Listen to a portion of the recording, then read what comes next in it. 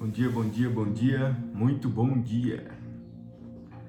Hoje é dia 29 de setembro de 2021. Que maravilha, não? Estamos chegando ao último trimestre do ano. Que coisa. De amor.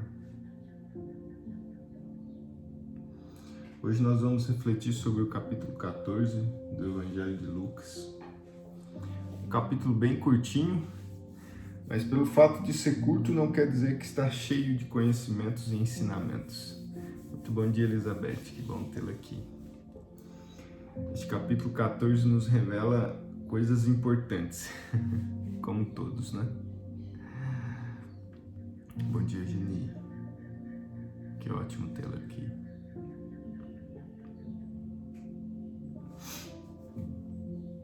Então vamos começar, só mais um minutinho, e vamos dar início para a reflexão. Não podemos nos esquecer nunca porque que nos reunimos aqui. Nos reunimos aqui para buscar, de forma constante e habitual, um processo de caminho para o eu, não é? A reflexão que fazemos todos os dias, a contemplação intencional que fazemos todos os dias, o diálogo entre o eu e o eu tem um propósito. Para que nós possamos nos conectar com o nosso eu, nos conectar com a nossa essência, nos conectar com o que é existencial em nós. E todos os dias, de uma forma habitual e constante, buscar uma elevação espiritual. Buscar um novo caminho, despertar uma nova fonte de percepção em nós, não é? Por isso que sempre estamos aprendendo. Cada dia de uma reflexão é a possibilidade que temos de pegar uma pedra nova e colocar na pilha de novas crenças que estamos buscando todos os dias. Bom dia, mãe. Bom dia, Adriane. Que bom tê-la aqui, maninha. Bom, 6 horas, 7 horas, horário oficial, vamos dar início. Neste capítulo 14, o evangelista inicia nos mostrando exatamente um contexto de onde Jesus estava. E nós não nos podemos nos afastar para que possamos buscar uma compreensão. Nós não podemos nos afastar do contexto, não é? Daquilo que o evangelista nos apresenta para que nós possamos imaginar o ambiente. E neste capítulo 14, o evangelista nos diz lá no começo que Jesus foi convidado a comer em uma das casas dos principais dos fariseus. Diz assim: e aconteceu que entrando ele na casa de um dos principais fariseus para comer pão no dia de sabá, eles os estavam observando. Jesus estava sendo observado pelos fariseus, pelos sacerdotes da época, né? Ele estava na casa de um dos principais sacerdotes. E aí Jesus, como sempre, ele não perde a oportunidade. Ele já começa lascando já com eles. E a primeira coisa que ele faz é agredir a lei deles. Agredir a questão da religiosidade, que é o dia de sabá, né? O sábado, que os judeus guardam e que não poderiam fazer absolutamente nada. E ali tinha um homem hidrópico. Lucas era médico, né? Então ele nos trouxe um nome de uma patologia aqui. A Adriane está aqui, ela deve saber o que é isso. Quem é médico aí sabe. A Mariane também. Minhas irmãs estão nos visitando hoje aqui, ó, que beleza. Que bom, fico muito honrado, viu? Obrigado. Então Jesus já de cara mostra que o sábado é feito para o homem e não o homem para o sábado. De que a lei da religiosidade não impede ele de ir e curar e fazer o bem no sábado. Porque todos os dias nos é exigido fazer o bem. E aqui ele começa já nos mostrando que este capítulo 14 nos fornece. Este capítulo 14 é um convite para você refletir sobre as virtudes. E as virtudes nós sabemos que é uma disposição. Olha o que quer dizer virtude. Está lá no catecismo. Virtude é uma disposição habitual e firme para se fazer o bem. Vou repetir. As virtudes são uma disposição, o contexto sempre de ação, não é? Nós sempre precisamos estar em movimento. Isso é um cumprimento de uma lei natural, porque tudo está em movimento, nada está parado. Uma disposição habitual, nós temos que tornar isso um hábito, como esses exercícios da reflexão, da contemplação, do diálogo. Uma disposição habitual e firme. Nós precisamos nos manter firmes neste impulso de fazer o bem. O que é fazer o bem? Fazer o bem comparado a quê? Aí cada um escolhe, comparado a quê, né? Nós escolhemos seguir o que está escrito na palavra. Então nós precisamos ter uma disposição habitual, firme, para buscar constantemente essa elevação espiritual, não? Então já no primeiro momento deste capítulo 14, Jesus enfrenta a religiosidade e ninguém fala nada, não é? E aí Jesus começa a nos contar parábolas, apesar de um pequeno capítulo, porque diferente dos capítulos iniciais do Evangelho de Lucas, esses do 13 em diante, eu acho que até o 16, ele reduz um pouco a quantidade de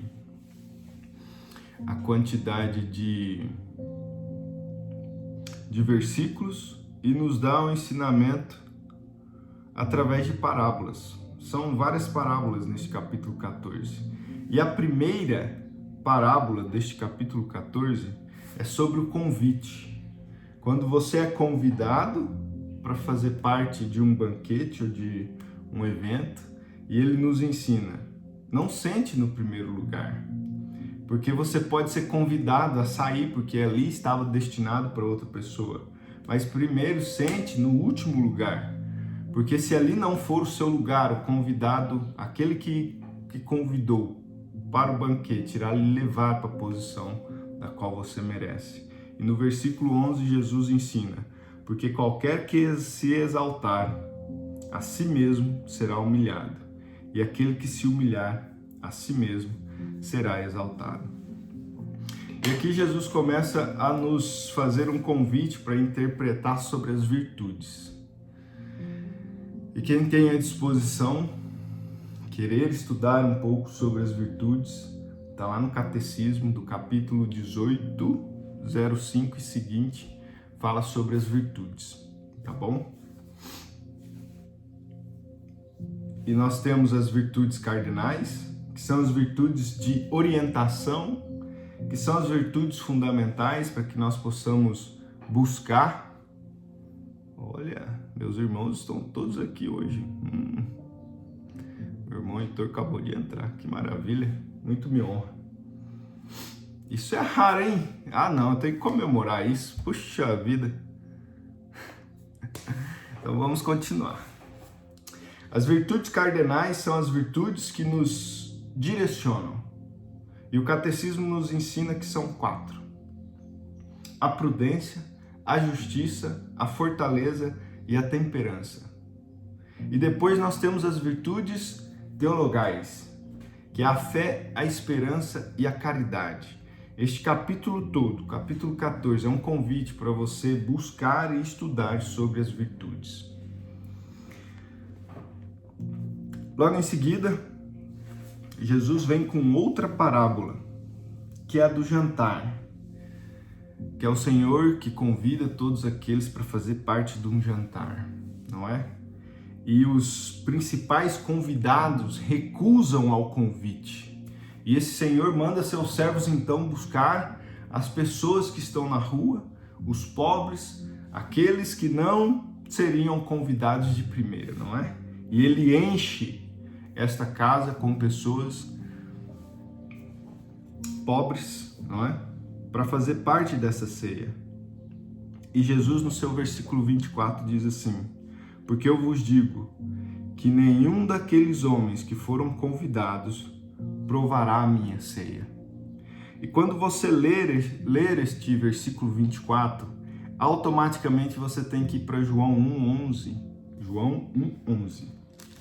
Para você entender o que Jesus estava dizendo para aqueles fariseus, para aqueles sacerdotes, que eram judeus como ele, não é? Que foram convidados para a ceia e não quiseram cear com ele. E no capítulo 1, versículo 11 do Evangelho de João, Jesus disse, o evangelista nos ensina, ele veio para os seus, e os seus não os recebeu. Vou ler de novo. Ele veio para os seus, e os seus não receberam. Jesus estava dando tapa na cara deles assim, ó, o tempo todo. Ai, meu Deus do céu. Chuta a porta, não é? Pois é, estão me observando, né? Porque lá no versículo 1, primeiro do capítulo, diz assim, eles o estavam observando. Aí Jesus falou, então tá bom, deixa eu lascar aqui para vocês. E o tempo todo Jesus está mostrando para os fariseus, para esses sacerdotes e os doutores da lei, o que de fato nós devemos nos fazer. A humilhação em vez da exaltação, o direcionamento de que os que eram convidados não quiseram cear com ele, mas que ele abraça todos os outros, não é? E ele completa, se algum homem vier a mim e não aborrecer o seu pai, a mãe, a esposa, os filhos e os irmãos e irmãs, irmãos e irmãs, sim, e também a sua própria vida, ele não pode ser meu discípulo. Jesus nos mostra aqui que ele causa um incômodo, não é? Ele foi e veio para causar, está em nós para causar um incômodo nessa vida direcionada para os prazeres da carne. Nessa vida direcionada por este costume habitual que a sociedade nos impõe. Ele veio e continua vindo, provocando tremores. Todos nós sabemos, todos nós que decidimos em algum momento em nossa vida de caminhar pelos frutos do Espírito, que nós somos abalados e que a nossa vida, não é? A nossa vida passa a ser completamente aborrecida. Aquilo que era de costume passa a ser aborrecido. E assim é quando nós buscamos uma modificação verdadeira em nossas vidas, não é? Nós aborrecemos o que é habitual. A nossa mente, a programação da nossa mente é sempre focada em economizar energia. E a nossa mente se adapta às situações em que vivemos. Então, se eu estou vivendo uma situação focada em determinados pontos, a minha mente vai se acostumar com aquilo e ela vai criar um mecanismo de se acostumar e economizar energia. Então, qualquer modificação que eu for causar na minha estrutura mental, naquela situação onde eu preciso modificar a minha forma de pensar, modificar a minha crença, modificar as minhas atitudes, nós vamos aborrecer aquilo que a mente já está acostumada e vai gerar dor. Vai gerar transtorno. Não é? Não é? Quer ver um dos principais transtornos de quem começa a caminhar pelo Espírito? Que Jesus nos convida é aquela parábola que ele nos conta sobre o pássaro, não é? Que não semeia, não planta, não faz nada, mas Jesus, Deus, fornece tudo para eles. Nós estamos acostumados a trabalhar, a ter uma noção clara de que eu faço isso para ao final do mês eu ter tantos valores financeiros para cumprir com as minhas obrigações, não é? Pois é, aí quando ele pede para você assim, abandona tudo, vai. E agora? O que você vai fazer? Pois é, isso gera um tormento. Não faz ideia. E assim é em todos os aspectos em nossas vidas. Por exemplo, eu preciso voltar para a academia, fazer exercício, não é? Cuidar da minha saúde.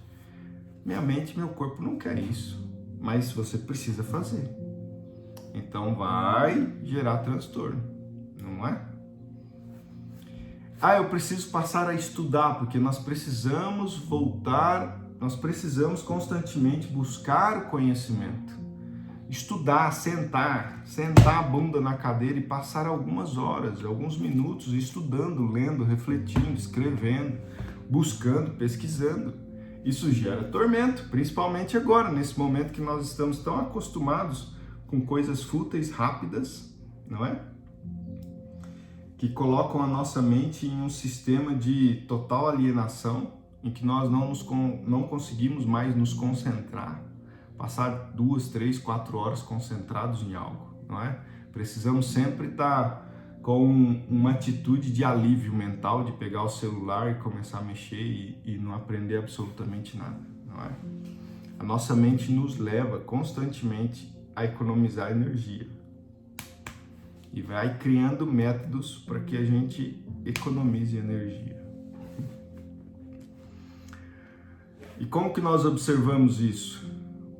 Em um processo de intimidade. Você precisa se perguntar, por que eu estou fazendo isso?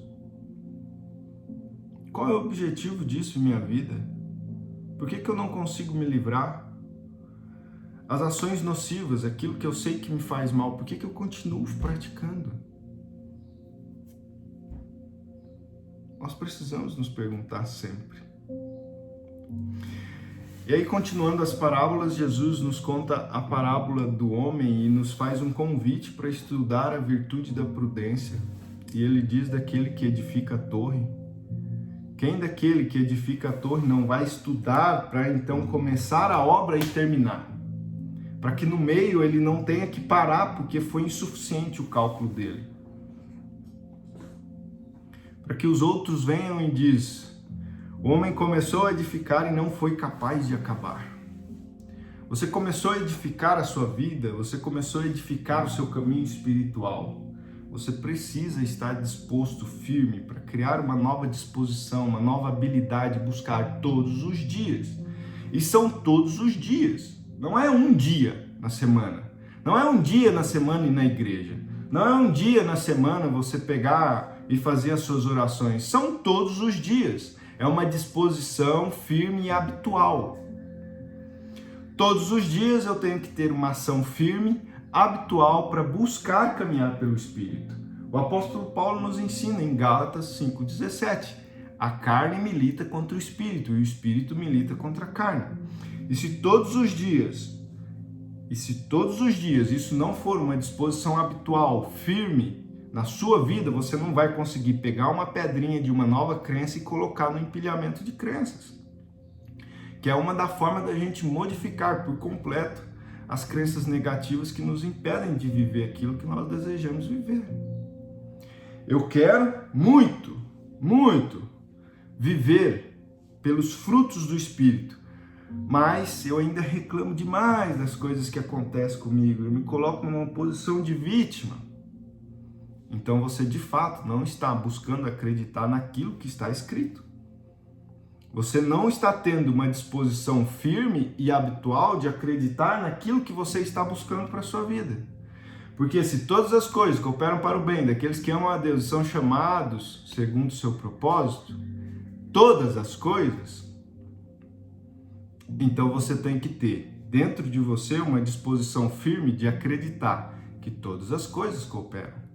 E quando nós falamos todas as coisas, nós estamos falando da negativa e da positiva. É difícil. É difícil, principalmente quando nós passamos a ser educados a que tudo seja feito para nos beneficiar, não é? Nós buscamos constantemente que todas as coisas nos beneficiem. É algo natural, nós não queremos o negativo. Mas nós temos que aprender que o negativo é necessário. O deserto é necessário. Quantas vezes Jesus vai para o deserto? Quantas vezes ele nos mostra que é preciso orar? Quantas vezes ele nos mostra que é preciso carregar a cruz? Quantas vezes? E depois ele vem com uma parábola sobre a guerra. Que qual do rei diante de uma guerra, vê que o outro oponente é muito mais forte que você e não manda alguém para ir negociar a paz? Virtude da prudência, da justiça, da fortaleza, da temperança. Tenha você a curiosidade de buscar e compreender as virtudes fundamentais, as virtudes que nos direcionam. E ele diz no versículo 33 o seguinte: assim, pois, qualquer de vós que renunciar a tudo quanto tem, não pode ser meu discípulo. Qualquer de vós que não renunciar a tudo quanto tem, não pode ser meu discípulo. É evidente que ele está nos fazendo um convite aqui, para que nós possamos renunciar a tudo aquilo que nos coloca no caminho da carne, nos frutos da carne. Se você tiver curiosidade de saber quais são os frutos da carne, é só ir em Gálatas 5, 6, eu acho. Você vai descobrir os frutos da carne.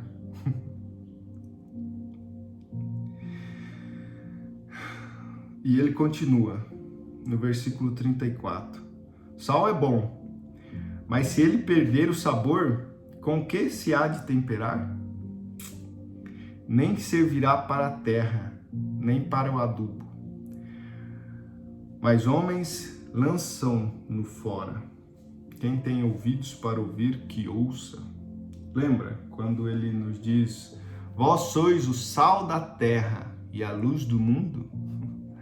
Se o sal perder o seu sabor, nada mais vale do que ser jogado fora e pisado pelos homens. Se você por algum motivo perder o seu sabor, nada mais vale, e você será jogado fora e pisado pelos homens.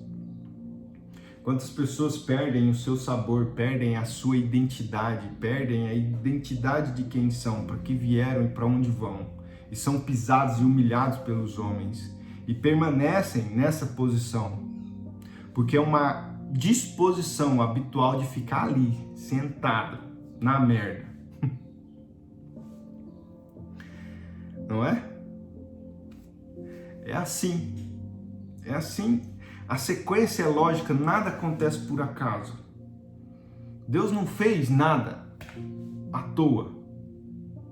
Senão seria algo assim, pô, Deus tá nem aí conosco, né? Ele te fez a imagem e semelhança dele, ele te fez perfeito e perfeita. A solução para os seus problemas estão aí dentro de você. Você não precisa de absolutamente nada, a não ser a compreensão de que ele habita dentro de você e que você é um com ele, assim como ele é um com o Pai. E que o Pai te ama da mesma forma como amou a Cristo. Nossa. Onde está isso, Paulo? Aquela bendita oração que Cristo faz e que está lá no Evangelho de João, capítulo 17. Vamos relembrar rapidinho aqui, já estamos finalizando a nossa reflexão. Os frutos da carne, capítulo 5 em Gálatas 19. Ora, as obras da carne são manifestas, e aqui estão: adultério, fornicação, impureza, lascívia, idolatria, feitiçaria, ódio, discórdia, rivalidade, ira, porfia, rebeliões, heresias, invejas, homicídios, bebedeiras, orgias e outras coisas semelhantes. Mas o fruto do Espírito é, versículo 22, amor, alegria, paz, paciência, benignidade, bondade, fé, brandura, temperança. Contra estas coisas não há lei. João, capítulo 17, para finalizarmos.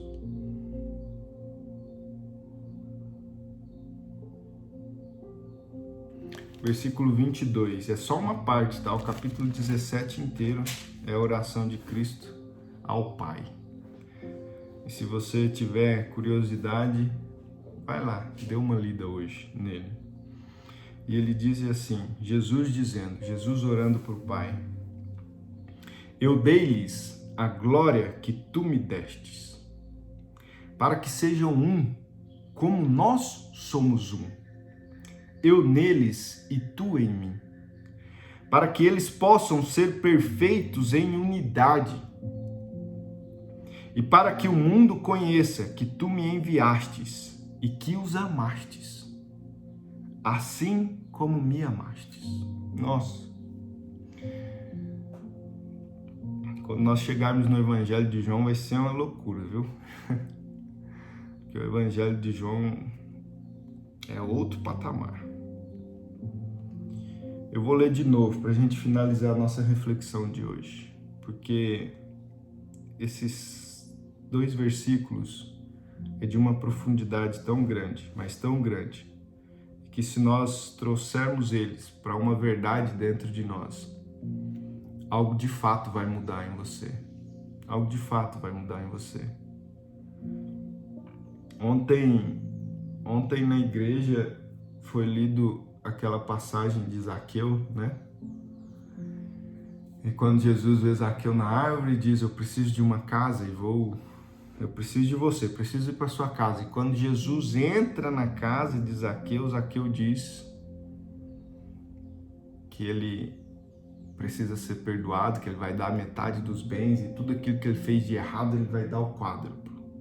E a interpretação é muito simples. Quando Jesus entra, o amor dele é tão grande, a energia dele é tão forte que ele vai mudar por completo. Ele muda por completo. E aqui eu vou contra um pouco aqueles ministros, não que não seja importante, mas que focam na dor, que focam no inferno, que nós vamos para o inferno se a gente não fizer isso. O amor de Cristo é tão forte que é impossível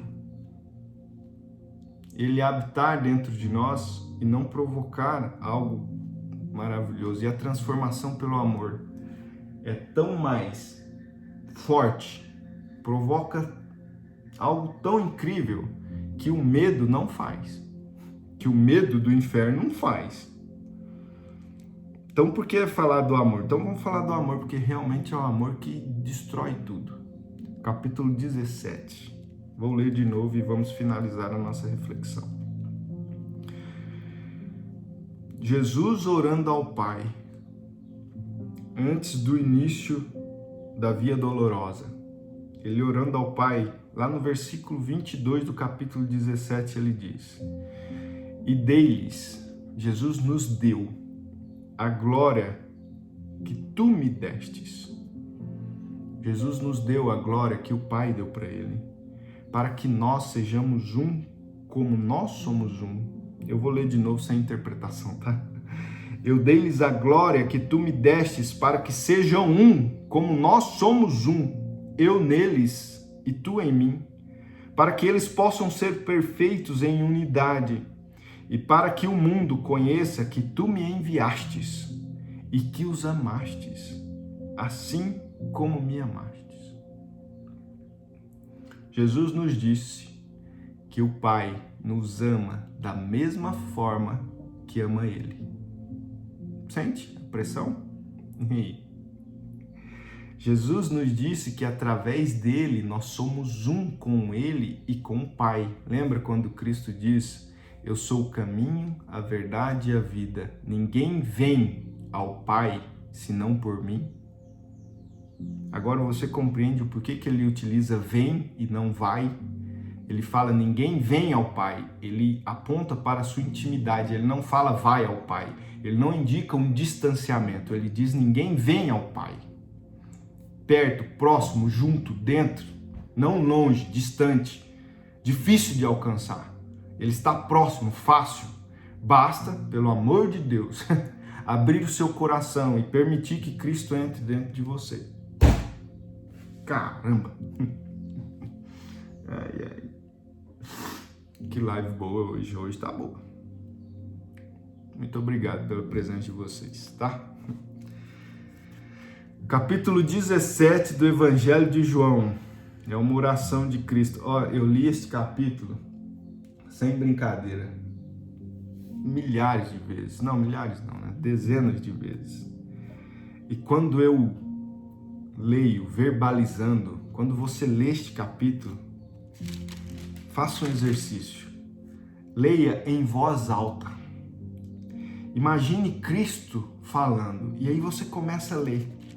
Começa a ler como Cristo. E estas palavras falou Jesus, levantando seus olhos aos céus, e disse: Pai, é chegada a hora.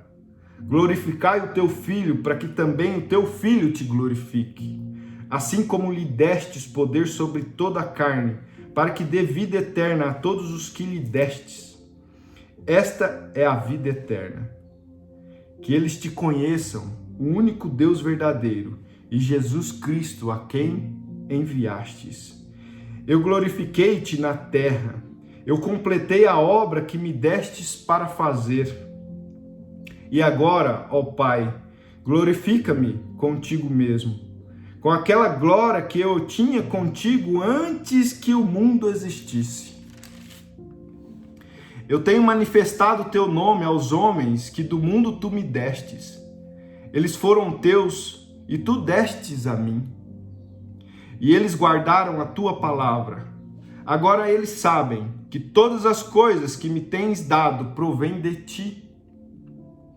Porque eu lhes dei a palavras que tu me destes, e eles a receberam, e verdadeiramente souberam que eu saí de ti. E eles creram que tu me enviastes. Eu oro por eles, e não oro pelos do mundo, mas por aqueles que tu me destes, porque eles são teus. E todos os meus são teus, e os teus são meus, e eu sou glorificado neles. Eu sou glorificado neles. E agora eu não estou mais no mundo, mas eles estão no mundo. E eu vou para ti. Pai Santo, guarda em teu próprio nome aquele que tu me destes, para que eles sejam um, assim como nós somos um. Enquanto eu estava com eles no mundo, eu guardava-os em teu nome. Tenho guardado aqueles que tu me destes, e nenhum deles se perdeu, senão o filho da perdição, para que a escritura pudesse ser cumprida. E agora eu vou para ti, e estas coisas eu falo no mundo, para que eles tenham a minha alegria consumada em si mesmos. Nossa. Eu dei-lhes a tua palavra, e o mundo os odiou, porque eles não são do mundo, assim como eu não sou do mundo. Nós não somos do mundo, assim como ele não era do mundo. Eu não oro para que tu os tires do mundo, mas tu os guarde do mal. Eles não são do mundo, assim como eu não sou do mundo. Santifica-os pela tua verdade, tua palavra é a verdade. Assim como tu me enviastes ao mundo, também eu vos envio ao mundo. E por causa deles eu santifico a mim mesmo, para que também eles sejam santificados pela verdade. E oro não somente por estes, mas também por aqueles que pela sua palavra hão de crer em mim. Jesus já estava orando por você. Para que todos sejam um, como tu, ó Pai, está em mim e eu em ti, que também eles sejam um em nós, para que o mundo creia que tu me enviastes. Eu dei-lhes a glória que tu me destes, para que sejam um como nós somos um, eu neles e tu em mim, para que eles possam ser perfeitos em unidade e para que o mundo conheça que tu me enviastes e que os amastes, assim como me amastes. Pai, eu desejo que onde eu estou, estejam comigo também aqueles que me tens dado, para que eles vejam a minha glória, a qual tu me destes, porque tu me amastes antes da fundação do mundo. Ó Pai justo, o mundo não te conheceu, mas eu te conheci, e estes conheceram que tu me enviastes. E eu lhes tenho declarado o teu nome, e declarei que o amor que tu me amastes possa estar neles e eu neles. Acabei me estendendo lendo o capítulo 17 todo para vocês. Tem muita coisa aqui, viu? Tá doido. Bom, acabamos nos estendendo bastante, mas nós vamos fazer a nossa contemplação. tá? Chegou o momento da gente dar o comando, tirar os pensamentos, afastar as aflições e nos conectar com aquele que nos conecta ao Pai.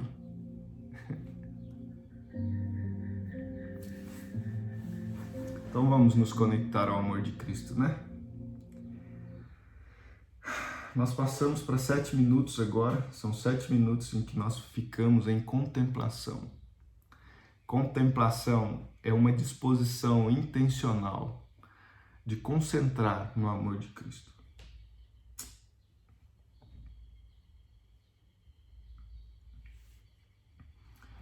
Feche seus olhos.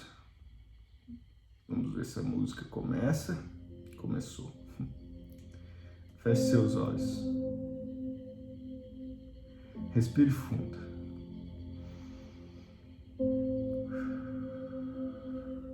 Mais uma vez.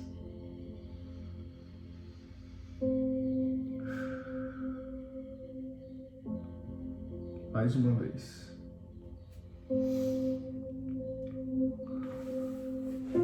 Afaste por completo os pensamentos agora.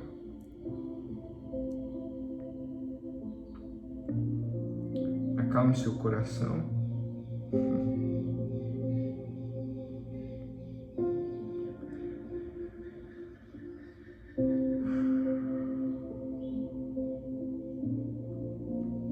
Ele quer agora que você permita ser um com Ele, assim como Ele é um com o Pai.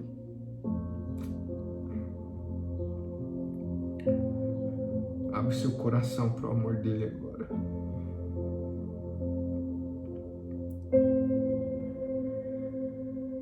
Permita que ele complete tudo dentro de você.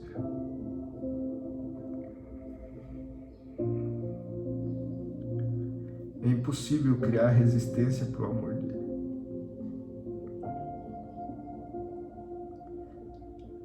Somente permita que o amor dele habite em você.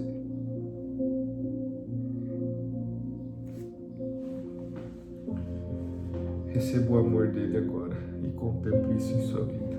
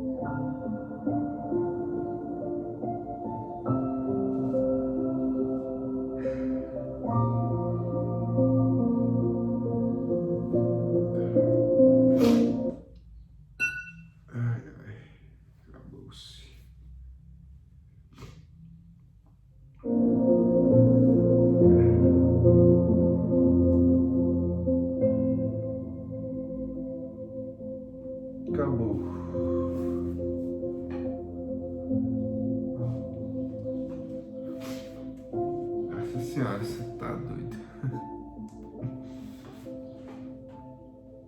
Acabou nossos 7 minutos.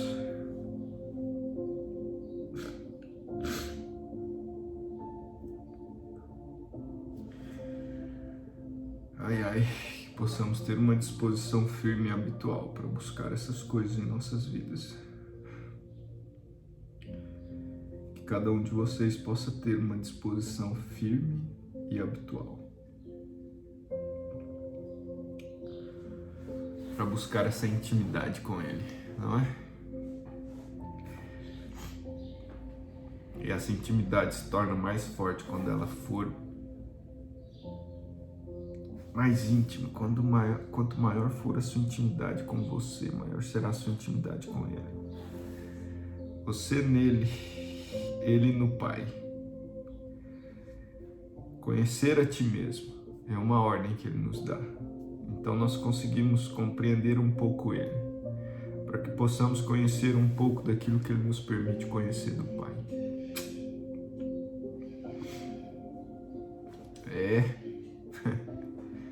Precisamos evoluir constantemente.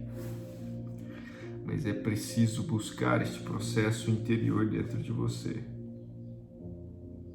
Essa é a chave.